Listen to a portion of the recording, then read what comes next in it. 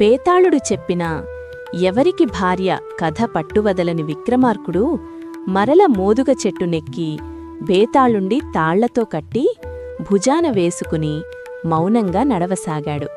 అప్పుడు శవంలోంచి బేతాళుడు, విక్రమార్క మహారాజా, నీకు మార్గాయాసం తెలియకుండా ఒక కథ చెబుతాను విను అంటూ ఇలా ప్రారంభించాడు. ఒక అగ్రహారంలో గోవిందశర్మ అనే బ్రాహ్మణుడు ఉండేవాడు. అతని భార్య పేరు సుశీల. వారికొక కుమారుడు, కుమార్తె. అతని పేరు హరిశర్మ, చెల్లెలి పేరు సీమంతిని.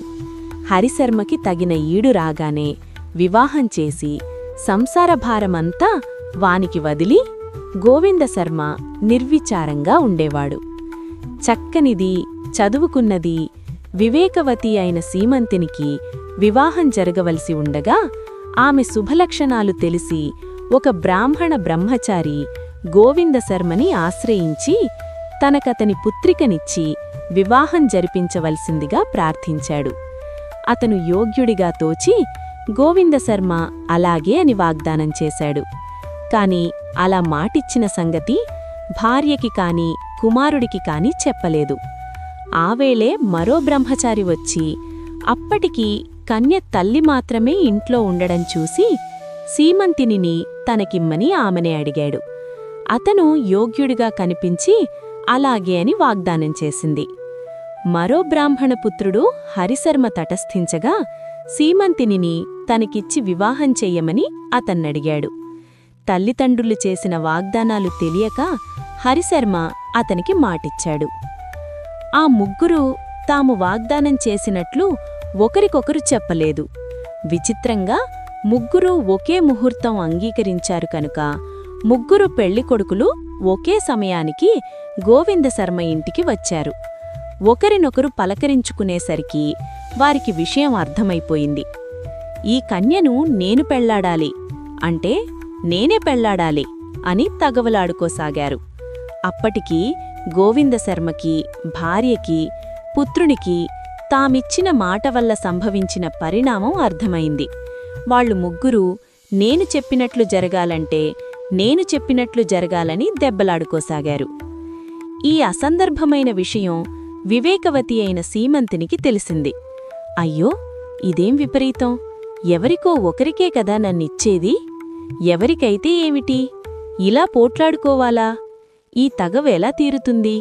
నా మూలాన కదా ఇలా జరిగింది.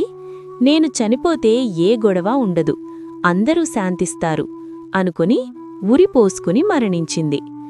అది తెలిసి గోవిందశర్మ, భార్య, పుత్రుడు విలపించసాగారు. బంధువులు వచ్చి శవాన్ని చితిమీద ఉంచి దహనం చేయబోయారు కాని పెళ్లికొడుకులు అక్కడినుంచి పోక ఆ చితి చుట్టూ కూర్చుని చూడసాగారు. సీమంతిని కట్టె పూర్తిగా దగ్ధమయ్యాక వారిలో ఒకడు ఆమె మీద తన ప్రేమకి చిహ్నంగా ఆమె ఎముకలు ఏరి మూటగట్టుకుపోయాడు. మరొకడు విరక్తితో దేశాటనానికి పోయాడు. మూడవవాడు చితాభస్మమంతా పోగుచేసి ఆ సౌందర్యవతినే తలుచుకుంటూ శ్మశానంలోనే ఉండిపోయాడు. దేశాటనం వెళ్ళినవాడు తిరిగి తిరిగి కొంతకాలానికి ఒక మునిపల్లెను చేరాడు.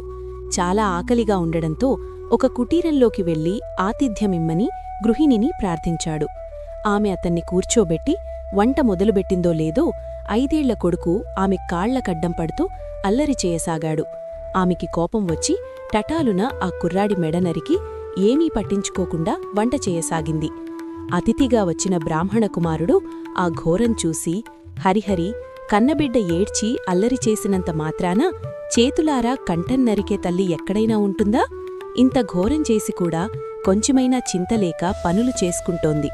ఇలాంటి పాపాత్మురాలు పెట్టే భోజనం చేయడం కంటే ఆకలికి చావడమే మేలు అని అతను లేచి వెళ్ళిపోబోతుంటే ఆమె అతని మనసెరిగి నవ్వుతూ, అయ్యా, నా పని మీకు భయంకరంగా ఉంటుంది, కాని భయపడకండి. వాడు ఎప్పుడు ఏడ్చి పనులకడ్డం పడినా నేనిలాగే చేస్తూ ఉంటాను. కొత్త కాబట్టి మీకు ఘోరంగా అనిపించి ఉంటుంది. కూర్చోండి, వంట కావచ్చింది. మీకు పిల్లవాడికి ఒకుప్పారే వడిస్తాను. భోంచేసి కొంచెంసేపు విశ్రమించి వెల్లురుగాని అంది. ఆమె మాటలకతను ఆశ్చర్యపోయి, ఏమిటి, రోజూ ఇలాగే చంపేస్తూ ఉంటావా? మరి మళ్ళీ ఎలా బతుకుతాడు? ఇలాంటి మాటలు ఎవరైనా నమ్ముతారా అన్నాడు. ఆమె నవ్వుతూనే, అయ్యా, నేనన్నది అబద్ధం కాదు, నిజమే. మీకు నా మాటలో నమ్మకం లేకపోతే క్షణంలో వీడిని బతికిస్తాను. ఇదిగో చూడండి అంటూ బయటికి వెళ్లి ఒక మూలిక తెచ్చి మొండెన్ని తలని కలిపి ఆ మూలిక తాకించి, అబ్బాయి లే అంది. వాడు నిద్రగొంచి లేచినట్లే లేచి కూర్చున్నాడు. చిన్న గాయం కాని బాధ కాని ఏమీ లేకుండా మామూలుగా ఉన్నాడు. ఆ బ్రాహ్మణుడు ఆమె ప్రభామానికి ఆశ్చర్యంతో ఆమె పాదాలమీద పడి మొక్కాడు. తల్లి, భగవన్మహిమ తెలియక నిన్ను నిందించాను, నన్ను క్షమించు అని వేడుకోగా ఆమె నవ్వుతూ, నాయనా, నాకు కొంచెమైనా కోపం రాదు, భోజనానికి లే అంది.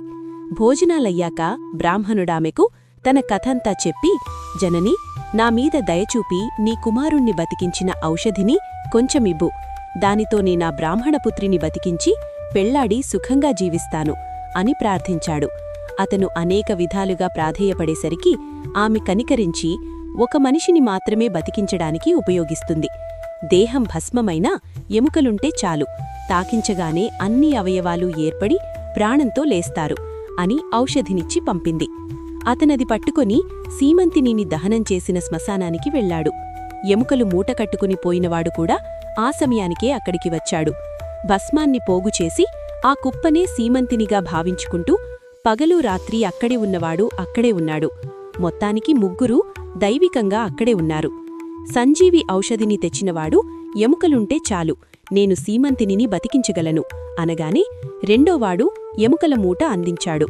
మూడోవాడు భస్మాన్ని ఆమె ఆకారంలో సర్దగా ఒకడు ఎక్కడి ఎముకలను అక్కడ భస్మంలో అమర్చాడు. సంజీవిని తెచ్చినవాడు దానితో భస్మపు బొమ్మకి తాకించాడు. తక్షణమే సీమంతిని ఆకారం పొంది ప్రాణంతో లేచింది. ముగ్గురు బ్రాహ్మణ కుమారులు పరమానందంతో ఆమెను తీసుకొని ఆమె తల్లిదండ్రుల వద్దకు వెళ్లి జరిగినదంతా వివరించారు. అది విని అందరూ వారిని పొగిడారు.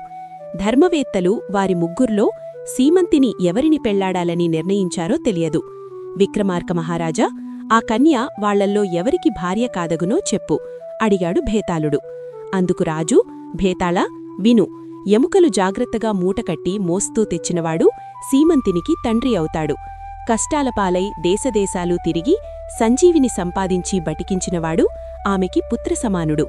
ఎప్పుడూ బూడిదను చూస్తూ ఏడ్చి రాత్రింపగలు శ్మశానభూమిని వదలక కాపలా కాసినవాడే ఆమెకు భర్త కాదగినవాడు అన్నాడు. విక్రమార్కుడికి ఈ విధంగా మౌనం భంగం కాగానే భేతాళుడు కట్లు విడిపించుకొని రివ్వున ఎగిరిపోయి మోదుగు చెట్టు కొమ్మకి తలకిందులుగా వ్రేలాడసాగాడు. మా కథలు మీకు నచ్చితే దయచేసి లైక్ చేయండి, షేర్ చేయండి, సబ్స్క్రైబ్ చేయండి.